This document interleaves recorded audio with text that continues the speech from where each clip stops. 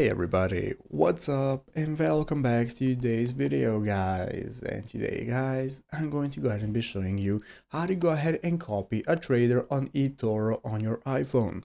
This is a very simple thing to do, so make sure to watch this quick and easy video till the very end. Follow my steps correctly so you can make sure this works the same for you and you can do this yourself. But yeah guys, let's get straight into it. So the first thing we want to do is to go ahead and open up the official eToro website if you have not already by going to eToro.com right here, and once you open it up it's going to look like this. If you're on your mobile device, an iPhone, just go ahead and open up the application itself and you can use the join eToro option to go ahead and create an account if you do not already have one.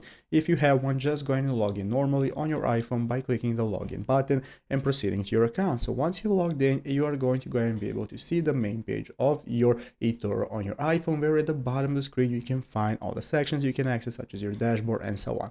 And here we have the section for discovering people that we want to copy trades from on eToro.com/discover/people if you're using the web version. If you're using your mobile device, just go ahead and open up the menu on your iPhone and open up the Discover tab and find the people you want to copy from. Then we can find trading investors, market outperformers, and so on. You can select who you want to copy from and we can open them up. After opening it up, they are going to look like this, where one of the buttons you're going to go and be able to see is the copy button. So if you like their stats, their portfolio, and so on, and you want to get started copying them, just click the copy button on your iPhone and it's going to enable you to proceed with copying. You can select all the values and so on, and once you have done that, click confirm, and this is how to copy someone on your iPhone. So I hope this video was helpful.